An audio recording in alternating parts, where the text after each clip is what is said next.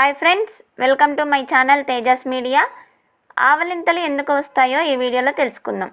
ఈ వీడియో మీకు నచ్చినట్లయితే లైక్ చేయండి, షేర్ చేయండి, నా ఛానల్ని సబ్స్క్రైబ్ చేసుకోండి.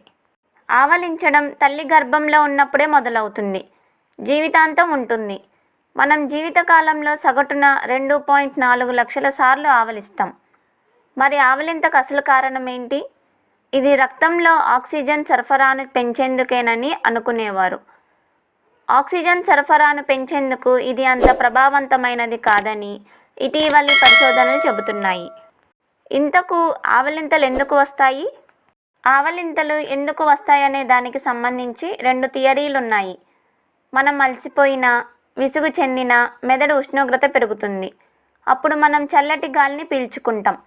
మెదడును చల్లబరిచేందుకు, ఉత్తేజాన్ని ఇచ్చేందుకు అది దోహదం చేస్తుంది. అప్పుడు మనలో అప్రమత్తత పెరుగుతుంది. రెండో థియరీ సమూహ స్వభావం. ఆవలింత ఒకరి నుంచి మరొకరికి పాకుతుంది. ఇదో రకం కమ్యూనికేషన్ కావచ్చని కొందరు పరిశోధకులు చెబుతారు.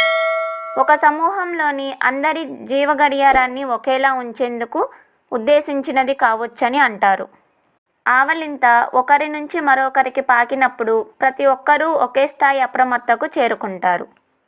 ఒకరిని చూసి మరొకరు ఆవలించడం అనేది సహానుభూతికి సంబంధించినదని కొందరు శాస్త్రవేత్తలు చెబుతారు. మనుషులే కాదు, జంతువులు ఆవలిస్తాయి. యజమాని ఆవలింతను చూసినప్పుడు కుక్కలు ఆవలించడం తరచూ జరుగుతుంటుంది.